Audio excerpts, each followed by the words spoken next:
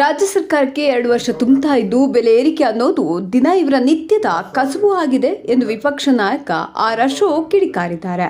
ರಾಜ್ಯದಲ್ಲಿ 3ನೇ ಬಾರಿ ಬಿಯರ್ ದರ ಏರಿಸಿದ್ದಾರೆ. ಆದರೆ ಕುಡುಕರನ್ನ ಸಿದ್ದರಾಮಯ್ಯ ಕಿಂಡಲ್ ಮಾಡಿದ್ದಾರೆ.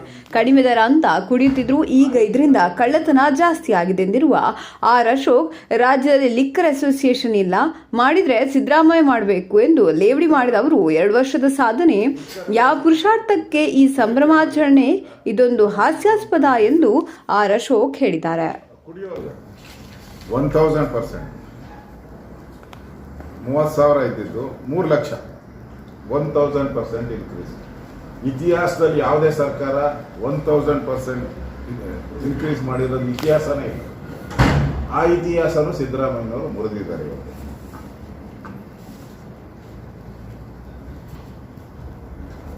ಈ ಥರ ಲಿಕ್ಕರ್ಗೆ ಸಂಬಂಧಪಟ್ಟಂತೆ ಏರಿಕೆ ಮಾಡಿರೋದ್ರಿಂದ ಸಿದ್ದರಾಮಯ್ಯನವರು ಒಂದು ಕಡೆ ಹೇಳಿದ್ದಾರೆ, ಕುಡಿಯೋರನ್ನ ಬೆಲೆ ಏರಿಕೆ ಮಾಡಿಬಿಟ್ರೆ ಕುಡಿಯೋರು ಕಡಿಮೆ ಆಗಿದ್ದಾರೆ ಅಂತ.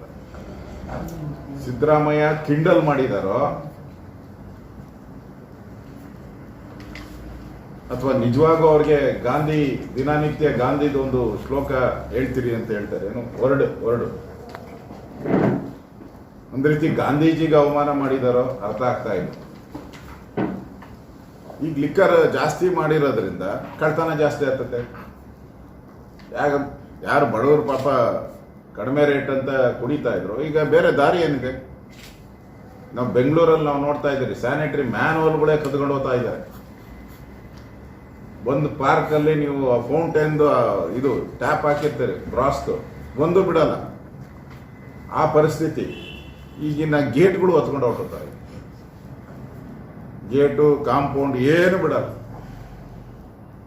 ಇದರಿಂದ ಕಳ್ತನಕ್ಕೆ ದಾರಿ ಮಾಡಿಕೊಟ್ಟಂಗೆ ಆಗ್ತೈತಿ.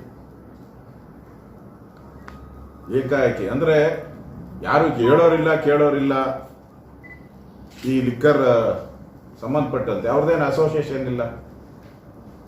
ಅಸೋಸಿಯೇಷನ್ ಇದ್ರೆ ಸಿದ್ದರಾಮಯ್ಯನವರೇ ಮಾಡ್ಬೇಕಾದದ್ದು ಒಂದು ಅಸೋಸಿಯೇಷನ್, ಲಿಕ್ಕರ್ ಅಸೋಸಿಯೇಷನ್.